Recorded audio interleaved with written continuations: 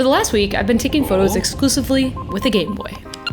It boasts a whopping 0.014 megapixel sensor, and it's capable of capturing only 2-bit images in 4 colors, black, white, and 2 shades of gray. And I've been using it because a few months ago I scrolled by this, Game Boy camera kits. And I knew I had to get my hands on one. Because in a world where every new camera is perfectly capable, I thought I'd try downgrading. I'm Becca, I take tech outside. Let's talk Funtography. Oh, this is so cool. Okay, so you may have heard of Nightography. And you've certainly heard of Photography. But have you ever heard of Funtography? It's a term coined by Nintendo to describe the act of taking photos with the Game Boy, and I can confirm that shooting with this camera lives up to that name. It's just fun. I don't know how to put it. From the wonky graphics to the silly sound effects, to simply lifting up this colorful device and seeing the world in a whole new way. Everything about using this camera is a blast. You may notice, however, that the Game Boy camera I'm using is a bit different than the one in the manual. This is Oleg Drofa. He's an artist and photographer from Ukraine who's always had a deep passion for retro tech. A few years ago, he came across a custom Game Boy camera build from 2Bit Boy, another photographer and designer who's made downloadable 3D print files that allow users to mount C-mount lenses to the Game Boy camera. Oleg had so much fun shooting with the one that he made, he decided to start making more of them and packaging them into these very cool looking kits. The kit includes a Game Boy Pocket with an updated IPS screen, a 5 to 50mm f1.6 C-mount lens, a Game Link to USB-C dongle with a microcontroller that I'll get to in a bit, and a modified Game Boy camera cartridge based off of 2Bit Boy's designs that house an IR filter for sharper details and more accurate grayscale tones, and also allows users to mount any C-mount lens to achieve different results. Oleg says that with his kit, anybody can get right to shooting photos with the Game Boy, which is what I did. As you can imagine, downgrading my camera and taking photos with a handheld gaming console came with its challenges. Little tough to see in direct sunlight. The first and most obvious is boot time. First, you turn on the device, then you gotta wait for the game, or in this case, the camera to boot. Still waiting. Then you have to navigate through the menus to get to the camera.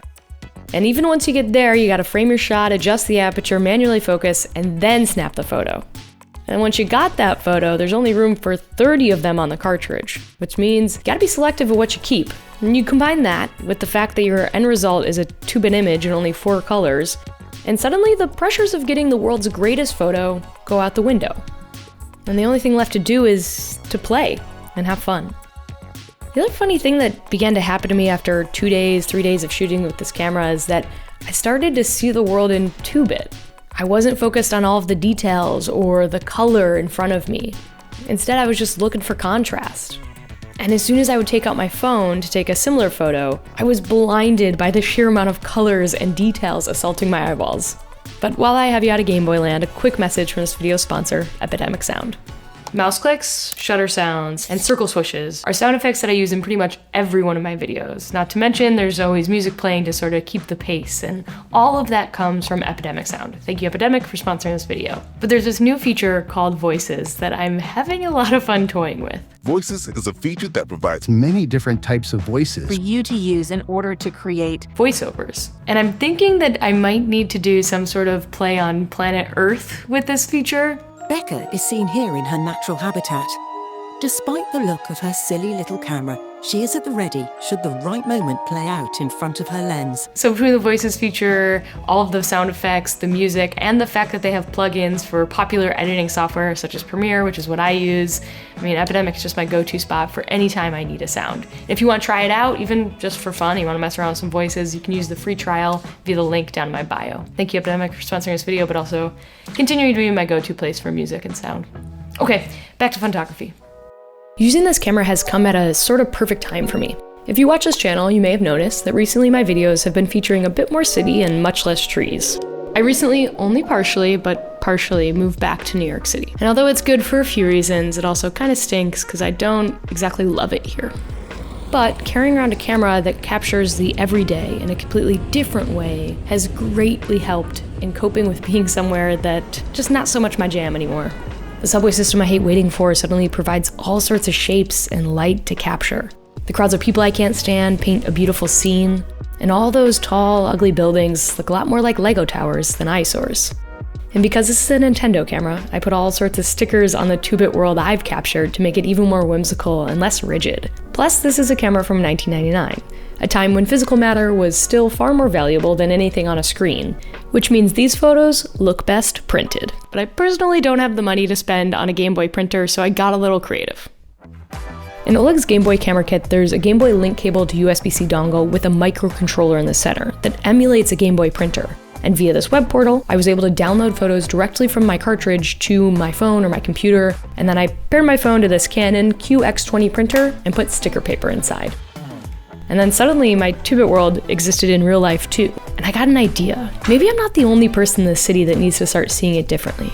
Maybe there are loads of Beccas that long to be in the woods or just somewhere different, but find themselves here, in a city that can feel oh so trapping. So if you find yourself in New York City and you see a Game Boy sticker, well, I hope it sparks some creativity in you too. Using this camera for a week gave me an idea. I, Becca Farsace, dare you, dear viewer, to downgrade one piece of your tech for at least a week. Maybe that means using a notepad instead of a notes app, using a pair of wired headphones instead of wireless ones, digging out that old camera from a drawer, that camera that you used to use all the time you haven't touched in years, because I think you might find that a little friction, a little less automation, a little less algorithms can be both eye-opening, but more importantly, a lot of fun, and just spur some creativity. And if you do that, let me know how it goes.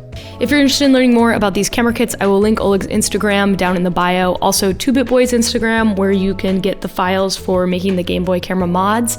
I believe that Oleg's gonna start selling these kits, so DM him if you wanna know more about that.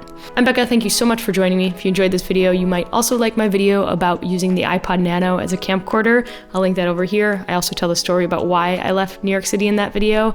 And that's all I got. All right, I hope you're well, bud. I'll see you in the next one.